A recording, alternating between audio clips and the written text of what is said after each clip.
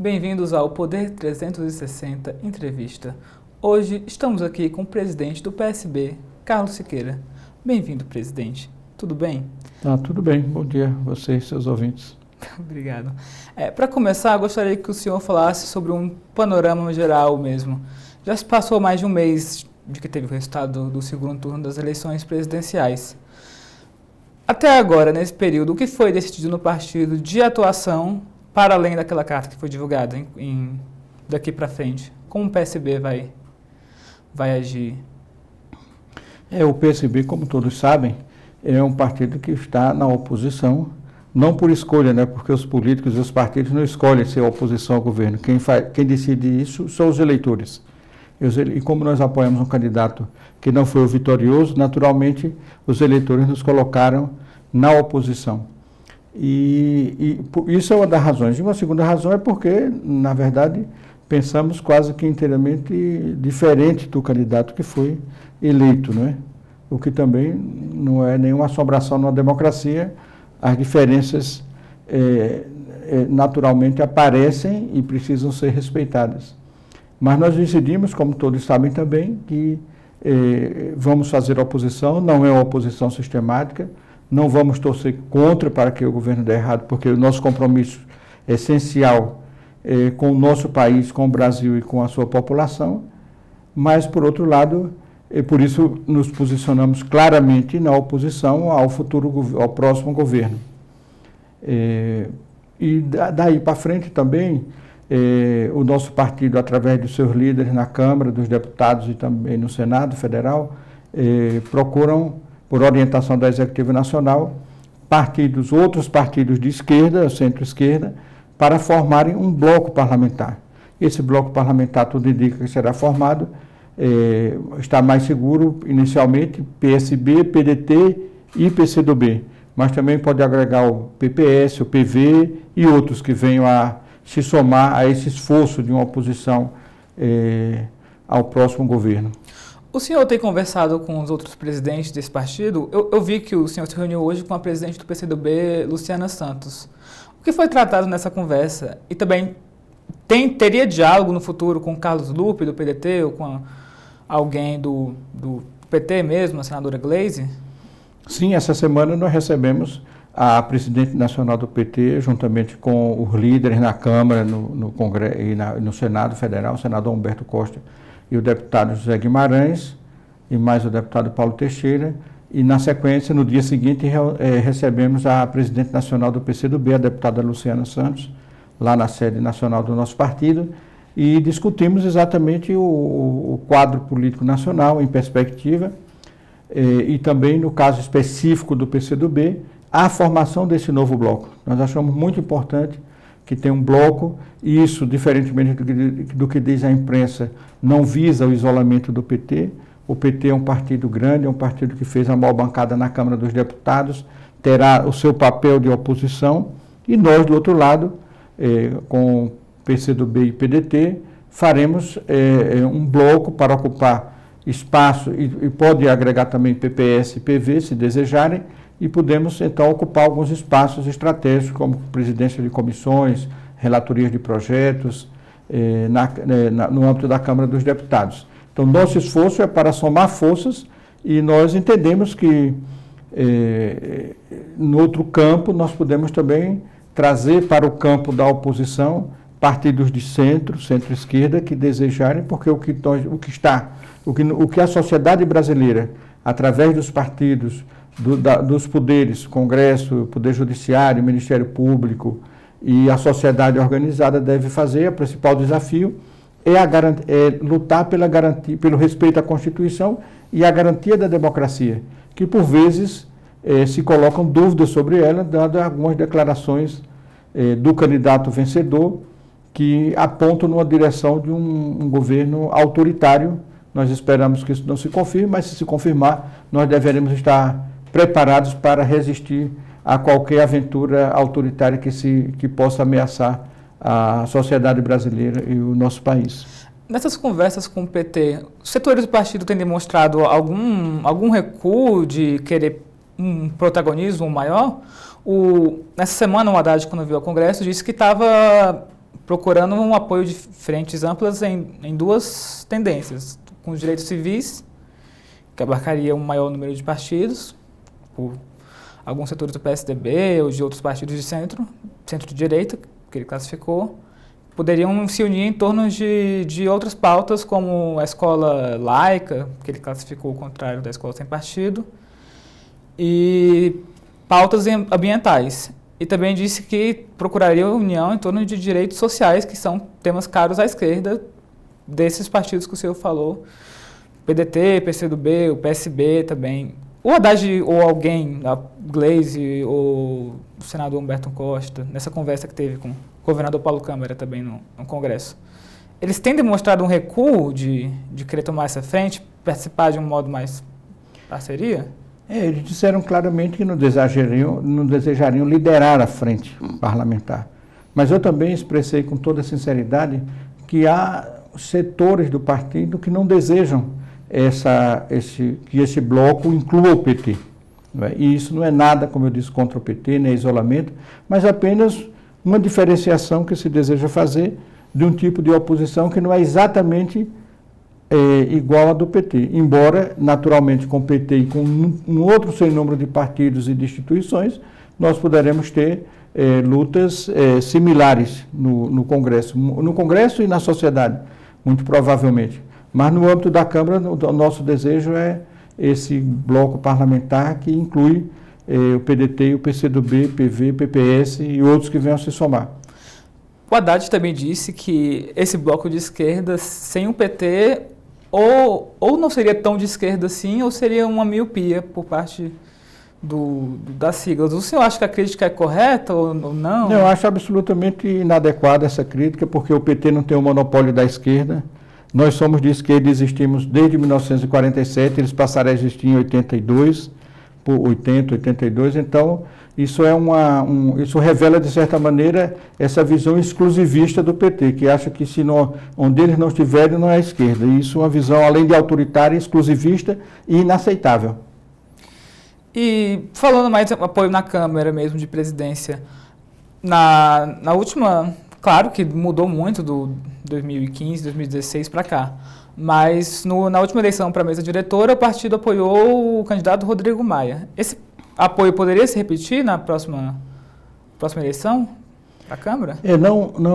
Não sabemos ainda. Eu acho que é muito cedo para que tenha uma posição definitiva sobre a presidência da Câmara dos Deputados. O que penso, tem parlamentares nossos e temos abertura para conversar com o Rodrigo Maia, mas não há uma definição em torno de um apoio ao nome dele, nem de qualquer outro, né? Há até parlamentar do partido que desejaria ser candidato. Não sabemos se será, porque é preciso que tenhamos muito cuidado com a eleição da presidência da Câmara, na medida que é um poder muito importante para ser também uma área de resistência a políticas demasiadamente conservadoras que se anunciam. Entendi. Mas quem seriam esses que querem ser candidatos?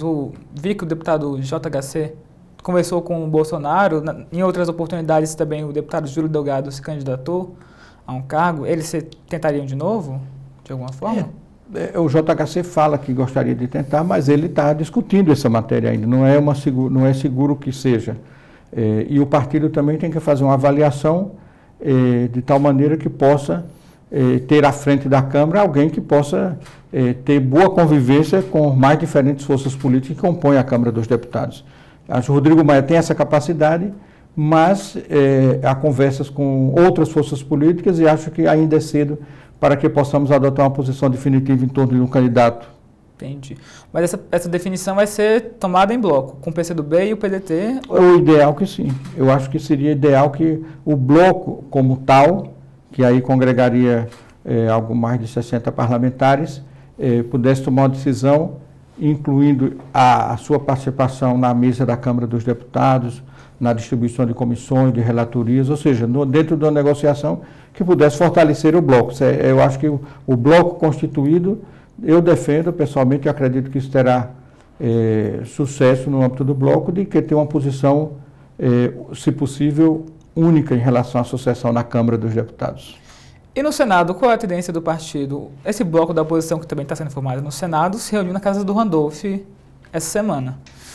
E nomes já começaram a ser... O senador Randolph falou que a senadora Simone Tebet e o senador Tasso cumprem os pré-requisitos. E tem outros nomes que estão se candidatando também, como Renan Calheiros e o Davi Alcolumbre, do DEM do Amapá. Qual seria a tendência do PSB de maior proximidade com algum desses 4 candidatos? Tasso, Tebet, Alcolumbre e Calheiros. Eu acho que, de igual modo, a Câmara dos Deputados é preciso que nós analisemos com muita responsabilidade, porque a importância da Câmara é grande e do Senado também. Portanto, seria muito importante um presidente que, independente da sua posição política, ideológica e partidária, ele tenha o equilíbrio, a capacidade, os requisitos e o equilíbrio para conduzir o Senado Federal com independência do Poder Executivo, não é? Não quer dizer isso que é um presidente que vai inviabilizar o funcionamento do Poder Executivo, muito pelo contrário, até porque não queremos inviabilizar o país, nem queremos inviabilizar o governo, nós queremos que as coisas funcionem de uma maneira equilibrada, rigidamente dentro dos ditames da democracia e do respeito à Constituição. E para isso é importante que tenha alguém que tenha capacidade de diálogo e respeitabilidade suficiente para conduzir de maneira autônoma as casas do Congresso Nacional. O senador Tasso tem buscado, através do CID, apoio desses partidos de esquerda, o PSB, o PCdoB, no caso não no Senado, mas o PDT, para ser presidente. Mas, além disso, ele também tem conversado com apoiadores do próximo governo. Ele conversou com a deputada eleita Joyce Hasselmann. O senhor acha que isso é uma postura correta, favorável, de tentar dialogar com setores do PSL, ao mesmo tempo com os da esquerda, ou afastaria de alguma forma? Eu acho que o diálogo tem que se dar com todas as forças políticas que compõem o Congresso, né? Afinal, com o presidente da Câmara ou do Senado, ele terá que conviver de maneira equilibrada com todas as forças que estão representadas nas 2 casas do Congresso Nacional. Então, não vejo absolutamente nada demais de ter conversa com o PSL. Penso, entretanto, que precisamos de um presidente, tanto numa casa como outra, que, além de ter essa capacidade de diálogo com as diversas forças políticas, ele também tenha pulso suficiente para conduzir a casa de uma maneira autônoma. Entendi. Mas quem teria esse pulso hoje, lá dentro? Olha, ainda não temos, não poderia dizer, há vários têm, né? Mas ainda não está, assim como na Câmara dos Deputados, no Senado, essas conversas são conversas prévias, né? Conversas para início de conversas, né? Na verdade, isso vai se afulinando lá para janeiro e quando chegar em fevereiro, a decisão estará tomada e os nomes vão se configurando, vão se fortalecendo e vão se mostrando viáveis ou não, não é? Entendi. Muitos partidos também estão pensando nas eleições de 2020 municipais. Ciro já vai viajar para tentar trazer mais filiados e o Haddad também vai fazer a mesma coisa. Como o PSB estuda se preparar? Quais seriam os nomes fortes dos partidos para comandar as capitais? Olha, nós temos diversos, mas eu não gostaria, sinceramente, de nesse momento que está se iniciando no governo, que o país passa ainda por uma crise aguda, que já dura 3 anos, e que os problemas de desemprego, de violência e tantos outros de necessidade de crescimento econômico exige o país. Eu acho que o momento nós temos que nos debruçar sobre os problemas reais. Temos que acabar com essa história de terminar eleições, já estamos nos preparando para outra, né? Uhum. Eu acho que a população precisa perceber dos partidos e dos políticos que eles terão que pensar sobre como resolver os problemas do país. Então, os problemas são demasiadamente grandes para que o país volte a crescer, volte a se desenvolver, volte a gerar tecnologias próprias, volte a adquirir tecnologias, volte a um crescimento econômico razoável, a geração de empregos, de renda, a solucionar um problema gravíssimo, que é o problema da violência, a melhora da qualidade de ensino. Então, acho que esse ano não eleitoral deve ser dedicado a isto, né? Evidentemente que os candidatos do nosso partido, como dos demais, irão surgindo naturalmente como potenciais, mas eu acho que eles surgirão e terão tanto mais sucesso, quanto mais eles se envolverem na solução dos problemas objetivos da população brasileira e do nosso país. Entendi. E o balanço depois dessas eleições? Quem sai fortalecido ou quem sai enfraquecido, mesmo que não tenha tido um resultado eleitoral vencedor. Por exemplo, Márcio França chegou ao segundo turno com o João Dória por uma diferença muito pequena. Qual vai ser o papel dele? Ele vai participar realmente das decisões partidárias? Eu acho que ele tem um capital político. O Márcio França, um grande companheiro nosso, da Executiva Nacional, inclusive, ele tem um capital político extraordinário, né? Se você observar quem teve mais votos nessas últimas eleições, você tem o presidente eleito, depois tem Haddad e depois tem Márcio França. Então, que recebeu mais de 10 milhões de votos e por muito pouco não chegou à vitória. Então, ele precisa administrar esse capital político e o partido precisa ajudá-lo nesse sentido. Agora, no âmbito geral, eu creio que a classe política e os partidos tradicionais receberam um recado muito contundente dos eleitores, né? Observa, o DEM foi com 43 deputados às eleições, votou com 29. O PMDB foi com 50 e tantos, 56 se não me engano, votou com 34. O PTB foi com 23 ou 26, votou com 10. O PSDB foi com quase 50, 40 e tantos, votou com 29. Nós fomos à reeleição com 21 deputados, porque 4 eram 1 desistiu, 4 foram a eleição majoritárias e voltamos com 32. Então, nós escapamos da penalização do eleitor. Nós recuperamos o número da bancada, porque, se vocês lembram, nós havíamos pedido para sair, porque não queríamos expulsar, mas quase expulsamos 12 deputados, dos quais 10 foi para o DEM. Apenas dos que foram para o DEM, eu acho que para o DEM só um foi eleito. O resto não foi reeleito, dos que saíram do PSB.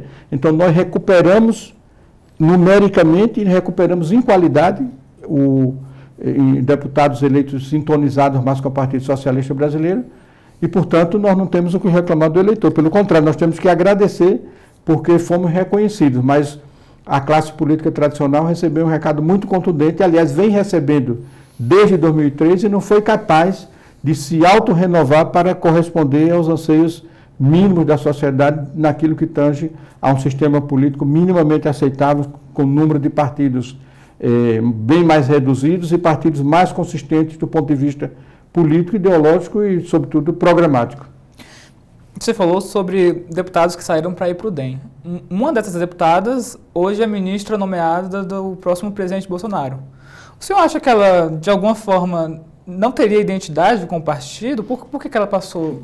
Ela não saiu, ela foi saída. Ela, como os outros 10, nós íamos expulsar. Depois eles nos procuraram e fizeram um acordo e eu dei a carta de saída com muito prazer, porque eu tenho o maior respeito por eles e eu disse isso pessoalmente a eles, mas, por outro lado, acho que eles estavam como intrusos num partido que tem uma história muito longa na vida republicana, muito identificado como um partido centro-esquerda, e eles, como a Tereza Cristina, são conservadores e são conservadores. E a prova de que nós estávamos certos é que o partido que eles escolheram para ir foi um partido claramente de direita. Portanto, eles estavam no partido errado. E nós ficamos muito felizes com a saída deles e desejamos que estejam muito felizes lá onde eles estão, que nós vamos cuidar do nosso partido noutra rota de entendimento sobre as questões nacionais e as questões sociais, especialmente. E a que se deveu a filiação desses políticos não identificados com as pautas de esquerda? Seria algo da gestão do ex-presidente Eduardo Campos no partido ou de algum... Eu acho que a candidatura do Eduardo Campos, ela despertou um grande interesse no mundo político e na sociedade brasileira de modo geral. E você sabe que os oportunistas, eles veem o rumo do vento e eles correm para lá, não é? Então, são parlamentares que eu nunca vi na oposição. Só vi no governo. E eles acham que pensavam que o Eduardo ia ser governo. Deveria ser. Lamentavelmente, houve aquela tragédia e ele não foi. Então, eles ingressaram no PSB sem perceber, talvez, ou percebendo apenas perceberam que havia um cheiro de vitória naquela candidatura e foram para lá. Mas demonstraram na prática que estavam no lugar errado e nós, então, indicamos o caminho que eles deviam seguir. Felizmente, eles foram e espero que nunca voltem. E também em São Paulo, especificamente, houve uma reorganização nas eleições desse ano. Muitos tucanos apoiaram o Márcio França. Há expectativa de alguns deles saírem do PSDB e se filiarem ao PSB? Eu não sei, né? Mas o PSDB tem políticos muito respeitáveis, como o governador Alckmin, o Fernando Henrique e tantos outros. Não sei se eles, com a liderança provável, né, sobre o PSDB do prefeito eleito João Dória, se eles permanecerão no PSDB. Mas são nomes muito respeitáveis e honrariam qualquer partido se eles desejassem participar. Mas nós temos muito respeito por eles e vamos aguardar que eles decidam isso livremente para onde é que eles desejam ir. Ok. E sobre o Joaquim Barbosa, o ex-ministro do STF, ele foi cotado para ser candidato a presidente pela sigla, mas depois se recolheu e não participou, não se ouve muitas das declarações dele. Como será a atuação dele no partido? Olha, a atuação será como ele desejar. Ele continua filiado ao partido, é uma personalidade política da maior importância, né? Nós, ao tentarmos projetar a candidatura do ministro Joaquim Barbosa, é porque nós percebíamos que a sociedade brasileira, essa eleição seria atípica e que não seria eleita uma candidatura convencional, não é? E não seria exatamente porque a classe política resolveu fechar os ouvidos às ruas, resolveu não ouvir as ruas, o eco que vem nas ruas desde 2013, e resolveu achar que com tempo de televisão e com muito recurso, elegeria um presidente. E nós tínhamos claro que isso não iria acontecer. Lamentavelmente, o ministro Joaquim Barbosa desistiu ali no meio do caminho, mas eu acho que se ele tivesse continuado, ele hoje que seria o presidente do Brasil. Mas ele continua afiliado, estive com ele recentemente, inclusive levei o Haddad até a sua residência, ele depois deu uma declaração no final de apoio ao então candidato Fernando Haddad, e se posicionou de igual modo como o partido fez, e esperamos que ele possa dar a sua contribuição também na renovação da política. Ele continua afiliado e nós queremos que ele continue e que possa contribuir para que o partido também possa se oxigenar, se renovar e oferecer uma alternativa no futuro ao nosso país, à nossa população. Mas o que houve nesse processo? Ele se filiou quase na data limite para um político se candidatar. Ele realmente houve um interesse dele da parte de se candidatar? Na verdade, nós levamos meses conversando, né, para convencê-lo à filiação. Ele se convenceu da filiação, mas ele também não foi muito claro conosco que não estava garantida a candidatura, e nós fomos muito claros dizendo que também não estava garantida a legenda, porque isso dependeria de uma discussão sobre a visão programática, a construção de um projeto de governo que fosse minimamente, que fosse exatamente coincidente com o que nós pensamos e com as necessidades que o país demonstrava naquele momento como hoje. E ele concordou com isso, e depois esteve no partido, tivemos reuniões, discutimos sobre questões temáticas que poderiam compor o seu programa de governo, mas em dado momento ele refletiu e decidiu, por razões pessoais, que nunca foram expressadas claramente, que não seria candidato. Nós respeitamos, lamentamos profundamente, porque acho que era uma excelente alternativa, e fomos em frente com o nosso projeto de eleger governadores, como elegemos 3, já no primeiro turno, e de recompor a nossa bancada, como felizmente os eleitores nos ajudaram quanto a isso, e agora vamos continuar na posição que os eleitores nos colocaram, que é na oposição. E sobre a bancada na Câmara, o deputado mais votado de Pernambuco foi o filho do Eduardo Campos, o João Campos. Ele vai ter algum destaque, vai tentar pegar um protagonismo nessa legislatura? Olha, o João Campos foi eleito com quase 500 mil votos, não apenas por ser filho do Eduardo Campos. Ele, como pai, se o pai se viabilizou, não por ser neto de Miguel Arraes, mas, sobretudo, por ter talento político. Até porque o avô dele sempre dizia, criava muita dificuldade para ele. Então, ele tinha talento, e eu conheço o João desde pequeno, e eu acho que o espaço e o destaque é conquista de cada um. E portanto, eu acho que ele vai se destacar, porque tem talento político e vai ter uma atuação, eu acho que vai corresponder à expectativa que esses milhares de eleitores tiveram sobre ele, quase 500 mil. Então, nós desejamos que isso aconteça. Eu acho que ele é uma nova liderança no partido, teve essa expressiva votação para deputado federal, e eu acredito muito que ele se destacará. Mas não porque nós estamos escolhendo quem vai se destacar, porque ele tem talento político e vai expressá-lo durante o exercício do mandato. Já a segunda mais votada em Pernambuco foi a Marília Reis, que tentou ser candidata ao governo. e acabou tendo a candidatura retirada por conta desse acordo pelo apoio a Paulo Câmara do PT. E há ainda alguma cicatriz aberta em relação a ela? Ela vai atuar como oposição ao PSB, ao governador Paulo Câmara no Congresso? Como tem se lidado a relação PT e PSB em Pernambuco, especificamente? O PT e PSB, a relação continua sendo muito boa. Agora, especificamente, Marília Reis, eu não sei como ela se comportará. Isso nós temos que esperar. O tempo acaba resolvendo alguns problemas que a gente não é capaz de resolver. Ok. E, por último, presidente, só mais algumas perguntas mesmo de outras lideranças do partido. O governador Rodrigo Hollenberg, aqui de Brasília, parece muito abatido na última reunião da Executiva Nacional. Qual é o futuro dele? Ele vai se recolher à vida pessoal? Vai tentar outros cargos no futuro? Como é que ele tem se mostrado nos últimos encontros? Olha, temos conversado com ele, inclusive essa semana tive o prazer de recebê-lo na sede nacional do partido, e ele, pelo menos, eu achei muito leve, assim, tá com a consciência do dever cumprido. Ele pegou o Distrito Federal em situação absolutamente deplorável do ponto de vista das finanças públicas, com responsabilidade, subsidiou os 2 governadores que foram presos, que estão processados e que cometeram responsabilidades que nunca tinha acontecido, sem precedente na história da cidade, da capital. E, portanto, ele cumpriu o seu papel, teve que tomar medidas impopulares, adotou. Eu penso que faltou um pouco de política no governo dele, mas ele tem um governo que foi pautado pela ética, não há uma denúncia de corrupção nesses 4 anos de governo dele. É um governo do qual o partido também se orgulha, porque ele cumpriu esse papel. E agora uma derrota na vida de um político é uma coisa que deve ser encarada com absoluta naturalidade. Todos os políticos sofrem derrota. O importante não é a derrota, porque o eleitor também às vezes não compreende certas situações, que eu acho que é o caso dele, de certa maneira eu considero injustiçado, mas acho que os eleitores também têm a sabedoria de, na eleição seguinte, fazer a compensação.